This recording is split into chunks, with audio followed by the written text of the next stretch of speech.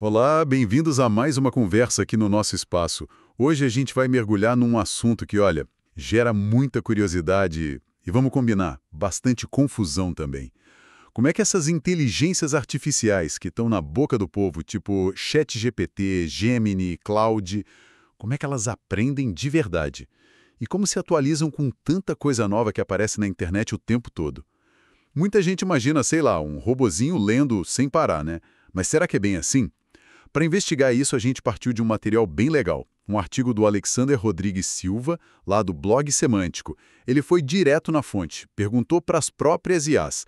E aí, como funciona essa varredura da web para vocês aprenderem? As respostas que ele conseguiu são a base do nosso papo hoje. Então, nossa missão aqui é tentar clarear um pouco essa história. Separar o que é o treinamento inicial delas, sabe? A construção da base de conhecimento e como elas buscam informação atual. E comparar isso com a busca do Google que a gente usa todo dia. O objetivo é entender a diferença direitinho, sem complicação. Bom, vamos lá então. Começando pelo começo. Como é que essas IAs constroem aquele conhecimento gigantesco que elas têm? Elas ficam, assim, navegando na web sem parar? Ótimo ponto para começar. E a resposta que veio das IAs para o Alexander é: basicamente não. O processo de treinamento delas, o fundamental, é bem diferente de ficar navegando o tempo todo. Pensa assim, é como construir uma biblioteca imensa, mas tipo de uma vez só. É um processo pesado, computacionalmente falando, e que acontece na maior parte do tempo offline. Offline, quer dizer, desconectado da internet? Exato. Desconectado em tempo real. Esse treinamento cria a base de conhecimento da IA até uma data específica. É um ponto de corte. O Claude, por exemplo, falou para o Alexander que o conhecimento dele ia até janeiro de 2025. Ah, interessante. Então fica meio que congelado naquele momento. Isso, a base principal fica congelada ali, depois a gente fala como elas pegam coisa nova. Mas a fundação é essa. Faz sentido. Mas se não é uma varredura constante para treinar, nossa, de onde vem tanto dado assim? Para saberem de tudo um pouco. Pois é, volume é, assim, absurdo. E as fontes são super variadas, como elas mesmas explicaram. Primeiro, o principal são os conjuntos de dados massivos, os famosos datasets. São coleções gigantes de texto e outros dados que já foram coletados e preparados antes. Tipo uma coleção de livros digitais gigante. Tipo isso, e muito mais. O Gemini citou um exemplo conhecido, o Common Crawl. Imagina uma cópia periódica de uma parte enorme da internet pública. Bilhões de páginas. O Google também falou que usa versões internas e mais limpas, como o tal do C4. Eles tentam tirar o ruído, sabe? Menus, anúncios, rodapés repetidos. Para pegar só o texto mesmo. Entendi, limpar a sujeira digital, digamos. Exatamente. E para criar esses datasets, eles usam rastreadores especializados, os crawlers. São parentes do Googlebot que indexa para busca. Mas o objetivo aqui, como o Gemini pontuou, é outro. Não é para indexar para busca agora, mas sim para tirar uma foto gigante e diversa da internet naquele momento do treinamento. E não é só página da web, né? Você falou de outras coisas. Isso, o conteúdo é bem diverso. Entra livro digitalizado aos montes, pensa no Google Books, artigos científicos, muito código de programação do GitHub e uma fonte que tanto Gemini quanto o ChatGPT destacaram, a Wikipédia inteira.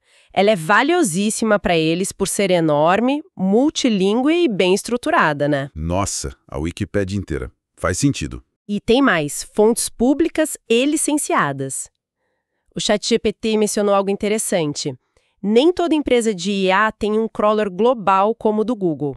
A OpenAI, por exemplo, usa muitos dados que já são públicos, como cópias da Wikipédia, conteúdo que eles licenciam de parceiros, tipo agências de notícia, e ferramentas de terceiros. Interessante essa parte do licenciamento. Mas voltando aos dados brutos, você falou de limpar os dados, né? Como no C4. Não dá para só jogar o texto puro da web, livros, tudo misturado para ir aprender, imagino. Como é essa preparação? De jeito nenhum. Essa etapa de pré-processamento é, olha, fundamental.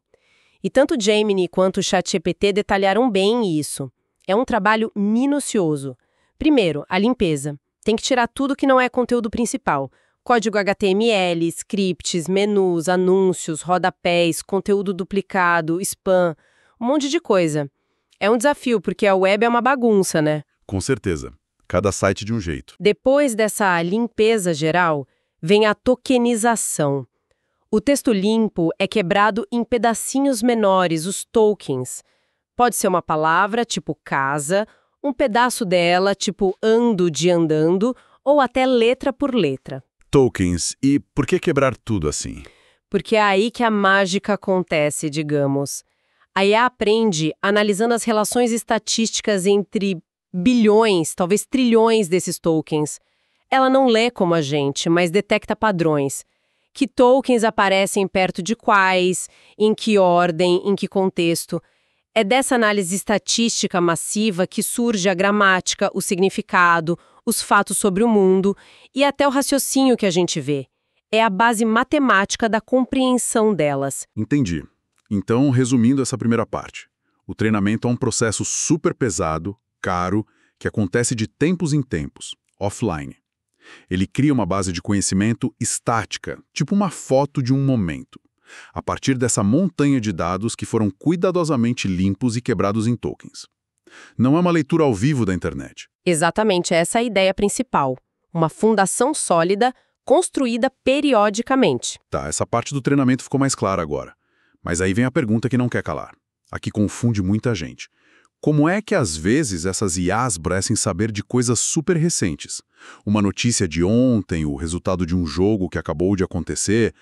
Se o treinamento principal é offline, periódico, como elas acessam essa informação fresquinha? E qual é a diferença disso para a busca normal que a gente faz no Google todo dia? Essa é a grande virada, né?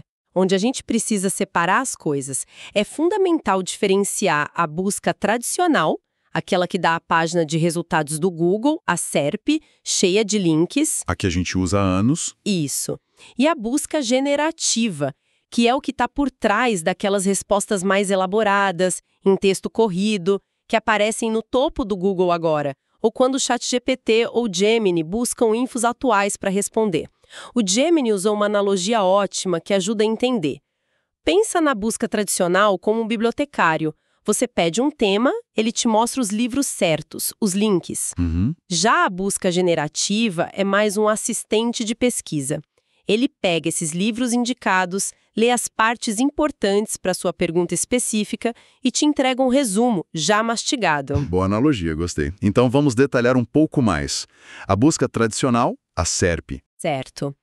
O objetivo dela, como todas as IAs concordaram, é achar e classificar as páginas, os documentos na web, que são mais relevantes para sua busca. Ok. O mecanismo por trás disso envolve os rastreadores, como o Googlebot. Eles varrem a web constantemente, achando página nova, vendo o que mudou e montando aquele índice gigantesco da internet. Esse índice está sempre sendo atualizado.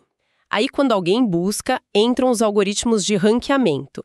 Eles olham centenas de coisas. A reputação da página, a relevância das palavras, a autoridade do site, onde a pessoa está, a data, para ordenar os links. E o resultado é a lista de links que a gente conhece, para a gente clicar e ver a fonte. Perfeito. Essa é a busca clássica. Beleza, agora a parte nova, a busca generativa. Como ela faz para gerar aquela resposta pronta, atualizada, sem ter que reler a web inteira na hora, já que o treinamento base é antigo? Qual é o segredo aí? Não é bem um segredo, é mais uma arquitetura inteligente que o Gemini chamou de Retrieval Augmented Generation. Em português, seria algo como geração aumentada por recuperação. RAG. Recuperação e geração. Como funciona? Dá para dividir em etapas mais ou menos assim. Primeiro, entender a intenção. A IA analisa a pergunta para sacar o que a pessoa realmente quer saber. É um fato, uma explicação, uma comparação? Certo. Segundo, busca rápida no índice existente, retrieval. E aqui está o pulo do gato.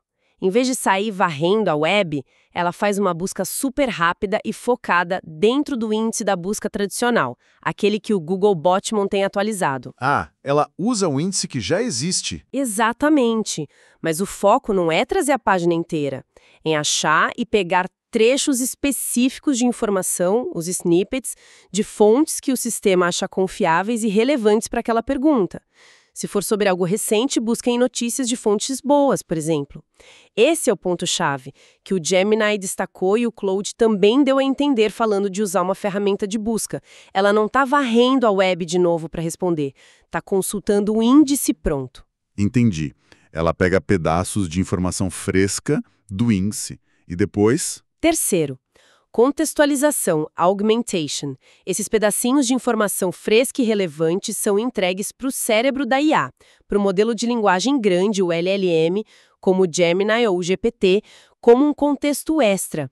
É tipo dar umas notas de consulta atualizadas para o modelo sobre aquele assunto específico. Como um lembrete do que está acontecendo agora. Isso. Quarto, síntese e geração. Generation. Agora sim, o modelo de linguagem entra em jogo. Ele combina o conhecimento gigante da base dele, do treinamento, com esse contexto fresquinho que ele recebeu, e aí ele gera uma resposta nova em linguagem natural, tentando responder direto à pergunta. E é importante o que todas elas disseram. O modelo sintetiza, reinterpreta. Não é só copiar e colar os trechos, ele reescreve, conecta as ideias de forma conversacional. E o último passo? Quinto, citação das fontes. Idealmente, e o Gemini mencionou isso, o sistema mostra de onde tirou a informação. Aqueles links que às vezes aparecem na resposta generativa, isso é crucial para a transparência, para a gente poder checar. Nossa, muito interessante essa mecânica do RAG. Quer dizer, então, que os rastreadores da web, o Googlebot e companhia, continuam super importantes, mas eles trabalham meio que indiretamente para a resposta generativa. Exato, você pegou o ponto. Eles preparam o terreno mantendo o índice atualizado. Isso, a explicação do Gemini foi clara nisso. Os crawlers constroem e atualizam o índice da busca tradicional. A busca generativa com o RAG consulta esse índice para pegar o contexto atualizado. Só depois dessa consulta é que o modelo de linguagem entra para sintetizar a resposta. O ChatGPT falou dessa abordagem híbrida. Busca primeiro, depois gera. E o Claude também, dizendo que usa uma ferramenta de busca externa para infos atuais, separado do treino dele. Entendi. São sistemas diferentes colaborando. Perfeitamente. Ok. Entendendo essa dinâmica do RAG, que usa um índice que já existe, o que isso significa na prática para quem cria conteúdo para a web? Para quem tem um site, um blog? Porque a gente vê por aí muita gente vendendo ferramentas, serviço, prometendo forçar a IA a ler o site para aprender sobre ele. Isso faz sentido, pensando em tudo isso que a gente conversou? De forçar a IA a varrer um site para aprender, no sentido de incorporar no treinamento base dela, isso parte de uma ideia errada sobre como o treinamento funciona. Aquele processo offline, periódico. Exato. O treinamento é aquilo que a gente já falou. Então, pro criador de conteúdo, o ponto crucial, e o Gemini tocou nisso, é continuar focando no básico bem feito. Criar conteúdo de alta qualidade. O bom e velho conteúdo de qualidade. Sim. Conteúdo claro, bem estruturado, preciso, factual, que responda bem às perguntas das pessoas. Por quê? Porque esse conteúdo tem mais chance de ser bem indexado pela busca tradicional. E se o seu conteúdo está bem indexado, é visto como relevante e de qualidade pelos algoritmos da busca tradicional, aí aumenta a chance de que pedaços dele sejam escolhidos na etapa de recuperação do RAG, quando alguém perguntar algo sobre aquele tema para IA generativa. Ah, então o caminho é ser bom para a busca tradicional primeiro. Exatamente. Além de ajudar no ranking normal de links, né? Não é sobre alimentar a IA direto para o treinamento dela, mas sim ser uma fonte confiável e útil dentro do índice que a IA consulta para buscar informações atuais. Perfeito. Ficou bem mais claro agora.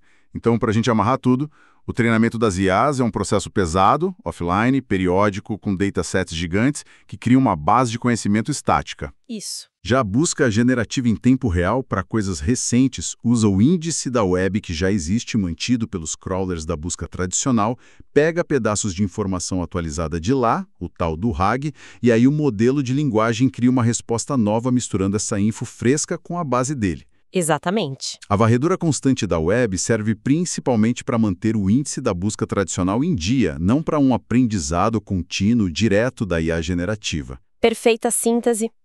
São mecanismos diferentes para tarefas diferentes, como as próprias IAs explicaram para o Alex.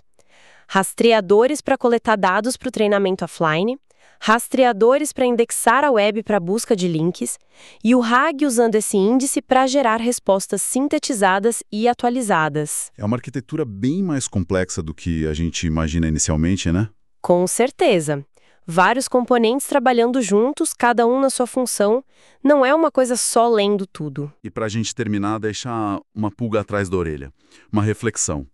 Se a IA generativa, via RAG, monta as respostas atuais, pegando trechos do índice da web, um índice que é moldado por algoritmos de busca e ranqueamento, fica a pergunta, né? Até que ponto os vieses, as lacunas ou até a desinformação que podem existir nesse índice acabam sem querer entrando e talvez sendo até amplificados nas respostas da IA que parecem tão certinhas. Boa provocação. E o que define a alta autoridade de uma fonte nesse processo de recuperação do RAG? Quem define isso? E como garantir a qualidade da informação que, no fim das contas, alimenta a resposta final que a gente recebe? É uma cadeia de confiança complexa, que a gente ainda está começando a entender e a construir nessa era da IA generativa. Fica aí a reflexão para a gente pensar mais a respeito.